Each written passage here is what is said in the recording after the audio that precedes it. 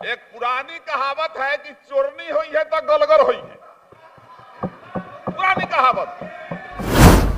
आज जो स्थिति है हमारे बिहार का, माननीय मुख्यमंत्री जी उप मुख्यमंत्री के नेतृत्व में बिहार जो है सर्वांगीण विकास कर रहा है, चाहे शिक्षा के क्षेत्र में हो, स्वास्थ्य के क्षेत्र में हो या सड़क के क्षेत्र में हो। लेकिन आज देश का क्या स्थिति बना हुआ है? देश में सारी संस्थाएं बेचने पर लगा हुआ है लोग, और पूरा अराजकता का माहौल और इमरजेंसी का माहौल लागू किया हुआ। हमारे गरीब की बहू बेटियां स्कूल नहीं जाती थी कि बदन पर पहनने के लिए सही से कपड़ा नहीं रहता था, और आज सरकार ने पोशाक राशि लागू करके उस बदन को ढक करके उसको विद्यालय में भेजने का काम किया। क्या हुआ? अरे आपने जो सकारा 2 करोड़ नौकरी का, आप क्या हुआ? हम 10 लाख नौकरी का माननीय मुख्यमंत्री जी ने 6 महीना पहले बात किया, काल प्रारंभ हो गया। लेकिन 2 करोड़ नौकरी 9 साल में 18 करोड़ नौकरी। कोई पूछे अपने प्रधानमंत्री से कि 18 करोड़ नौकरी कहां गया? उसके पक्ष में बोलने के लिए खड़ा हुआ। चौधरी जी,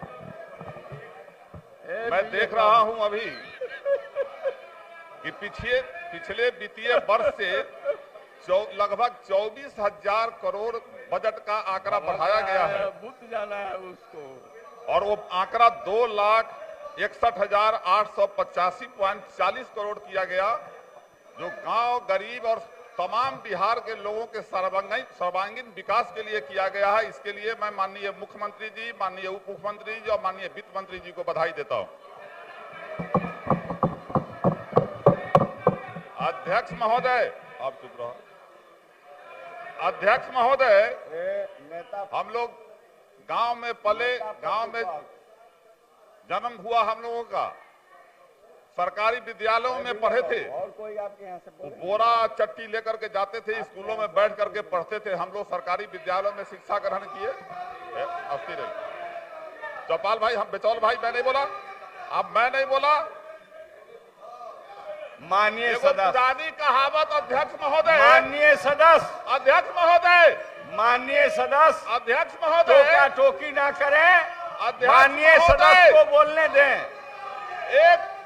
एक आप स्थान ग्रहण करें, टोका टोकी ना करें, सुने बात को। माननीय सदस्य कुछ कह रहे हैं तो उनके बात को भी सुना जाए। बैठिए ना, बैठिए। अध्यक्ष महोदय, इनके भी बात को तो सुना गया, बहुत अच्छा से सुना गया, बहुत अच्छा तरह से। अध्यक्ष महोदय, बात को सुना गया, आप स्थान ग्रहण करें। अध्यक्ष महोदय, एक पुरानी कहावत है कि चोरनी हुई है तो गलगर हुई है। पुरानी कहावत। 4 दोस्त मिलकर, 4 दोस्त बैठल थे, एगो बिना नाक वाला आ रहा था, तो देखा कि 4 गो नाक वाला है, हम तो बिना नाक वाला है, जाएंगे तो हंस देगा। वो जब उसके नजदीक में आया तो आते आते कहता है, पूर्व भाई नाक वाला। वो बिना नाक वाला को हंस रहा। यही हाल लोगों का है।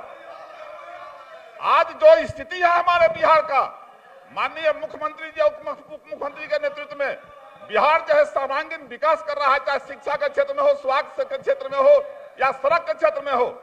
लेकिन आज देश का क्या स्थिति बना हुआ है? देश में सारी संस्थाएं बेचने पर लगा हुआ है लोग, और पूरा अराजकता का माहौल और इमरजेंसी का माहौल लागू किए हुए। और बोलते हैं लोग, बोलते हैं कि हाँ यशस्वी प्रधानमंत्री। अरे जो बिहार करता है वो देश मानता है। पहले बिहार से शुरू होता है, उसको देश मानता है। हमको गर्व है अपने मुख्यमंत्री और उप मुख्यमंत्री पर। और बात करते हैं ये लोग, कहा गया है अध्यक्ष महोदय, आप बोलिए, आप बोलिए, आप बोलिए। वाजपेयी जी के बारे में भी लोग बोलते हैं। वाजपेयी जी ने भी कहा था कि सदन जो है चर्चा का जगह है, यहाँ जो है शांतिपूर्ण और तर्कपूर्ण चर्चा होना चाहिए। लोग आज महागठबंधन की सरकार में, जहां माननीय मुख्यमंत्री जी ने 10 करोड़ नौजवानों को नौकरी और 10 करोड़ लोगों को जो है रोजगार का बात किया, लेकिन आप बैठिए। माननीय सदस्य, माननीय सदस्य, आप स्थान ग्रहण के उनको बोलने दीजिए। माननीय मुख्यमंत्री जी और उप मुख्यमंत्री जी के नेतृत्व में, अरे आप अपना स्थान ग्रहण करें। माननीय सदस्य, रुक जा। माननीय सदस्य, आप स्थान ग्रहण करें। माननीय सदस्य को बोलने दें। अध्यक्ष महोदय, माननीय मुख्यमंत्री जी और उप मुख्यमंत्री जी के नेतृत्व में जहां 10 लाख नौकरियां बात को और सुनने 10 की लाख जरूरत रोजगार है। की बात हो रही है, बात सुनिए। तब प्रधानमंत्री जी ने भी कहा कि हम 10 लाख नौकरी देंगे। एक बार भी कोई बीजेपी का लोग नहीं बोलता कि 2 करोड़ नौकरी कहा गया।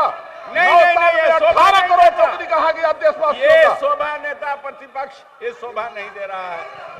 नहीं, अध्यक्ष, आप बार बार अध्यक्ष खड़ा हो महोदय। रहे हैं। मैं जानना चाहता हूं आपसे कि किस नियम के तहत आप खड़े हुए हैं, वो नियम बताइए। महोदय, किस नियम के तहत, किस नियम के तहत आप लोग खड़े हुए हैं? बिहार विधानसभा कार्य संचालन नियमावली के किस नियम के तहत आप लोग खड़े हुए हैं बिना अध्यक्ष के इजाजत के? बताइए, आपको अगर ज्ञान है तो। अरे बैठिए, आप बैठिए, जगह लीजिए। आप बैठिए, आप बैठिए, आप बैठिए, बैठिए। आप बिना इजाजत के खड़े हो जाते हैं। आपके नेता प्रतिपक्ष बोले, सब लोगों ने सुना, अब वो बोल रहे हैं, आप उठ करके टोक रहे हैं। सरावगी जी, आचरण ठीक नहीं है। आप बैठिए, आप जगह लीजिए। नहीं नहीं, बैठिए, बैठिए। मैं कहता हूं कि आप बैठिए, ये बात ठीक नहीं है। कोई बोल रहा है, नेता विरोधी पक्ष बोले, खूब लोगों ने सुना, और आपके कोई बोलेंगे, उनका भी लोग सुनेगा। अध्यक्ष महोदय, सुनिए, 1 मिनट सुन लिए। नेता प्रतिपक्ष का ये। देखिए अध्यक्ष महोदय, सदन में विमर्श का बहुत महत्व है और शांति से सबको सुनना चाहिए। हमारी बातों से आपको किसी तरह से आघात भी लगे तो उसको भी बर्दाश्त करना चाहिए। और हमारे कई बुजुर्ग लोग भी बैठे हैं, उनसे भी सीखना चाहिए। कोई बोलता है, नए लोग या पुराने लोग, तो हो सकता है कुछ अच्छी बातें सदन के लिए हो न हो, बिहार के हित में हो, तो इसको लेना चाहिए। लेकिन अध्यक्ष महोदय, ये बात विपक्ष से ज्यादा सत्ता पक्ष को संयम रखने की जरूरत है। सदन को चलाने के लिए जितना जिम्मेवारी सत्ता को है, उससे ज्यादा जिम्मेवारी विपक्ष को है। आप चालू कीजिए, आप बोलिए। अध्यक्ष महोदय, कहा गया है कि परिंदों को मंजिल मिलेगी यकीनन ये फैले हुए उनके पर बोलते हैं। परिंदों को मंजिल मिलेगी यकीनन ये फैले हुए उनके पर बोलते हैं। अक्सर वो लोग खामोश रहते हैं जमाने में जिसके हुनर बोलते हैं।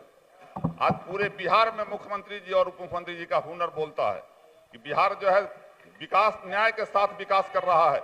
लेकिन आज फिर देखिए अध्यक्ष महोदय, एक तरफ जहां हम गांव के विकास की बात करते, एक तरफ जहां हम कहते हैं कि भारत की आत्मा गांव में बसती है।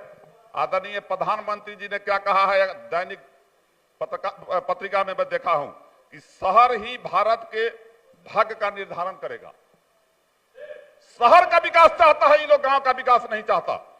लेकिन मैं देखता हूं कि आज गांव के जिस गली में चले जाइए, आज सड़कें चकाचक मिलती है। शहर का जैसा स्थिति आज माननीय मुख्यमंत्री जी के नेतृत्व में गांव में दिखाई देता है। हर जगह बिजली और पानी का सुविधा हो रहा है। यहां तक कि कूड़ा जो जमा करती थी हमारी मां बहन जाकर के, जिसको कहते थे कि हम राख का ढेर लगता था, उसको भी उठाने का व्यवस्था किया गया है और स्वच्छ गांव का निर्माण किया जा रहा है। तो बोलते हैं शहर की बात करते हैं ये लोग, लगता है कि गांव से इनका कोई नाता रिश्ता नहीं है और केवल शहर से मतलब रखते हैं। आज जो स्थिति है शिक्षा का, हमको लगता है कि बजट में 40 करोड़ से ऊपर जो है शिक्षा पर खर्चा हो रहा है। पहले जो है क्या स्थिति था, आज हर जगह जो है हर पंचायत में उच्च विद्यालय खुल गया। अधिकतर पंचायत में 10+2 का विद्यालय बन गया ताकि गांव में गरीब की महिलाएं और गरीब का बेटा भी उच्च शिक्षा प्राप्त कर सके। और उसके लिए आगे जो महाशिक्षक की थोड़ा कमी है, शिक्षक का बहाली भी हो रहा है, उसको भी पूरा किया जाएगा। सड़क की स्थिति सुधर गई। स्वास्थ्य के क्षेत्र में पहले क्या स्थिति था, अश्विनी बाबू जब मंत्री थे भारत सरकार में और जब मुजफ्फरपुर मेडिकल कॉलेज में गए थे तो उन्होंने कहा था कि इस मेडिकल कॉलेज में जो आएगा अच्छा आदमी भी बीमार हो जाएगा। उस समय कौन था मंत्री वहां बिहार का? और आज जाकर के देखिए शिक्षा स्वास्थ्य विभाग में सारे जगह व्यवस्थित ढंग से सारा चीज हो गया। उसके बाद दवाइयां, सारी दवाइयां उपलब्ध करा दी गई है और डॉक्टर लोग भी अब जवाबदेह हो गए हैं कि अगर हम काम नहीं करेंगे तो हम पर कार्रवाई होगी। आज गरीबों का कल्याण हो रहा है हर जगह, चाहे वो स्वास्थ्य के क्षेत्र में हो, शिक्षा के क्षेत्र में हो, सरकार शिक्षा के क्षेत्र में। हमारे गरीब की बहू बेटियां स्कूल नहीं जाती थी कि बदन पर पहनने के लिए सही से कपड़ा नहीं रहता था, और आज सरकार ने पोशाक राशि लागू करके उस बदन को ढक करके उसको विद्यालय में भेजने का काम किया। लोग बोलते हैं कि शिक्षा का क्या हुआ, विकास का क्या हुआ। अरे आपने जो सकारा 2 करोड़ नौकरी का क्या हुआ? हम 10 लाख नौकरी का माननीय मुख्यमंत्री जी ने 6 महीना पहले बात किया, काल प्रारंभ हो गया, लेकिन 2 करोड़ नौकरी 9 साल में 18 करोड़ नौकरी। कोई पूछे अपने प्रधानमंत्री से कि 18 करोड़ नौकरी कहां गया? कोई नहीं पूछता। शांति जो बोले शांति। तो जुमला है। आज देश बेच रहे हो। अडानी कभी अरबों के लेके भाग जाता, कभी नीरव मोदी लेके भाग जाता, कभी कोई लेके भाग जाता। और इस दुर्भाग्य की बात है कि एक रेलवे स्टेशन पर पहले हम लोग जाते थे अध्यक्ष महोदय, 1 रुपया में प्लेटफॉर्म टिकट मिलता था, सभी साथी जानते हैं। और आज 50 रुपया में रेल का टिकट केवल प्लेटफॉर्म टिकट मिलता है, उसके बाद भी रेल को बेच दिया गया। ये बेचने के कगार पर किए हुए हैं लोग। 4 आदमी इस देश में, 2 बेचने वाला और 2 खरीदने वाला। माननीय प्रधानमंत्री जी और माननीय गृह मंत्री जी इस देश को बेचने वाले हैं, और खरीदने वाला वही अडानी और अंबानी है। इसके अलावा कोई नहीं। पूरा देश को गिरवी रखना चाहता है ये लोग।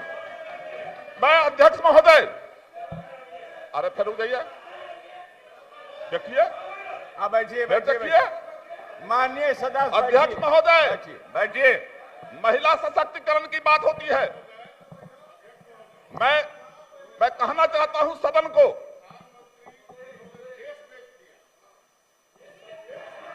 देखिए देखिए देखिए अध्यक्ष महोदय, महिला सशक्तिकरण की बात, मिर्चाई लग गया। तो माननीय सदस्य, उनके भाव को आप समझिए, भावना को ना समझिए। मैं देख लूंगा और उसको प्रोसीडिंग से मैं निकलवा दूंगा। अध्यक्ष महोदय, हो गया, मैं निकलवा दूंगा। अध्यक्ष महोदय, वो प्रोसीडिंग से निकाल दीजिए। मैंने कहा कि निकाल दीजिए, मैंने कह दिया कि उसको प्रोसीडिंग से निकालिए। अध्यक्ष महोदय, अब ये हो तो गया। अध्यक्ष महोदय, माननीय सदस्य मुन्ना जी, अध्यक्ष महोदय, अपना भाषण जारी रखें। महिला सशक्तिकरण के क्षेत्र में हमारी सरकार जो काम कर रही है, अब आप बैठिए। निकाल दिया गया। बैठिए। अध्यक्ष महोदय, बैठिए। पंचायती राज व्यवस्था में भी महिला सशक्तिकरण की तरह काम किया गया है।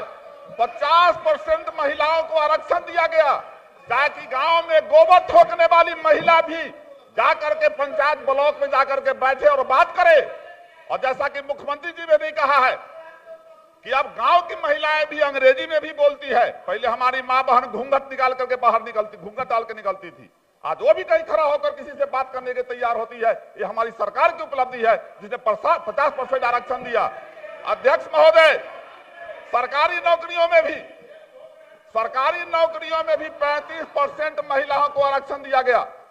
और आज देख लीजिए, कहीं भी किसी भी थाना में जाकर के देखिए तो आज महिलाएं जो है पुरुष से कहीं कम हथियार लेके खड़ा नहीं रहती है। आज भी कहीं कहीं तो थाना अच्छा से चलाती है। तो ये महिला सशक्तिकरण है जो माननीय मुख्यमंत्री जी ने कहा है। और महिलाओं के विकास के लिए अनुसूचित जाति, अनुसूचित जनजाति, पिछड़ा अति पिछड़ा के लिए मुख्यमंत्री उद्यमी योजना लागू किए।